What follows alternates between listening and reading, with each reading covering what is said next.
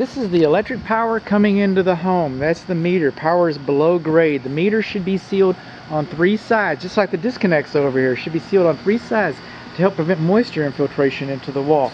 This is our grounding rod. They're 8 feet. They're supposed to be buried 8 feet.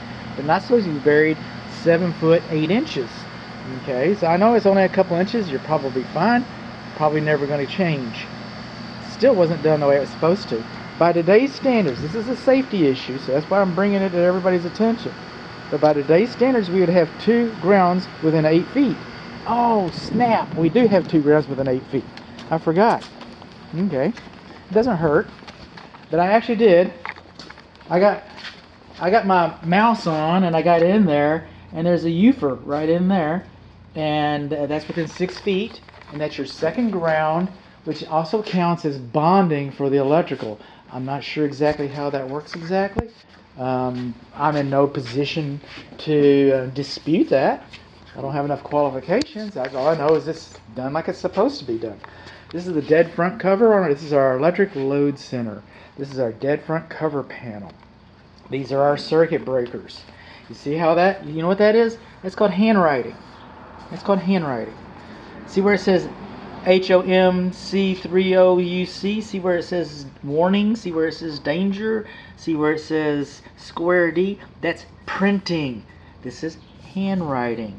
Now the manufacturer has decided that they want this to be printed. The International Residential Code, the electrical section of it, has decided that they want this to be printed. Other people decided that. That wasn't me. Other people have decided that. So it's supposed to have been printed. Is that going to hurt anything? No. Does that look like my house? Yes. Is my house for sale? No. You shouldn't have to live like me. But I'm just letting you know that that was handwriting. That is printing when it says UL. Over here we see AC 1 and 2. We're missing some labeling on one of our condensing units. But based on the information that's available for the condensing units, we know that that condensing unit, that we have the information, is overfused. It will not trip in a timely manner. Okay, the unit's rated for 35 amps. This breaker is rated for 40. The unit could run in critical conditions for an extended period of time before this finally catches up and trips for you, potentially causing damage to the system. All right, here's our plugs coming in, L1 and L2. Our leads are too long. Okay, if you don't know that's hot, you don't need to be touching that. Okay, don't touch that. That'll shock. All right, and we're also supposed to have little covers by today's standards. It's a safety issue, so I'm going to say that you don't have the covers, but L1 and L2 are too far. All right, so we come on in. We got our ground. Everything's like a hunky-dory. We got wires touching the cabinet cover. Wires touching the cabinet cover. We don't want that? No. You see these things right here? Okay, those little dead men, they put this on every single panel coming off the line. 24 hours a day. Thousands and thousands of a day. That's a lot of plastic that they added in there. Hundreds of thousands of dollars through the years they have spent to caution people that the wire should be back behind those bumpers. That's their whole purpose in life. That's where all that money went. And here they are just touching the cover like that. You don't want that. How's it going to change? I don't know. See how it comes in here, L1 and L2? Okay, you have a big knockout here. You know why that big knockout's here? Because we have another one over here. Why are they in so many different locations? We got another one over here. We didn't know where the box was going to go. So now we could put this box, we could put this cabinet in here, put it in 1 and 2. Everything is fine. Now you see all these little knockouts? See these? You know what these are for? These are for these wires. These wires are not for that big knockout. Okay, that's called bundling.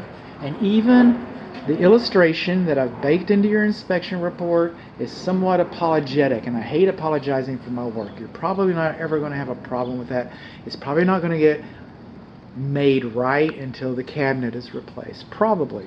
I would never dissuade my client from seeking perfection, but some hills, All right, now, keeping on going, you'll notice that we got some stackable breakers up here. There's 2 on one circuit. That is allowed in this cabinet. We can see it on the graph. We can see it right over here on the graph. That is allowed on this cabinet. You know what we don't see in here? The bonding location. Oh, there it is right there. There it is right there. I know it's right there, but it's supposed to be labeled in there. And that could be handwritten. It doesn't have to be printed, but the bonding location's not in there. Well, what else, bud? You tired yet? No, I'm not tired. Okay, anytime you have, this is for the condensing units. These whites are hot. We've got white hots. All right. Now, anytime you have a white hot in this cabinet, if you don't know that's hot, you don't belong in the box. I get it. That should be wrapped with black tape. See how this is your neutral. It's wrapped with white tape. You should know that's a neutral, or you don't belong in the box. I get that. All right, wrapped with white tape, that's a good thing. These should have been wrapped with black tape. Is that going to change the electricity going through the wires? Not a bit. Not a bit. But you should be wrapped with black tape. Now, we shouldn't have a gap between the cabinet more than 1/16 of an inch. All right, for fire blocking. How about that? I didn't make that up. Look there, 1/16 of an inch. Look, now when this cabinet, this dead front, was designed to fit flush to the edge of the cabinet, because we want to keep everything inside. I mean, if it melts down, you have a nuclear holocaust or something like that.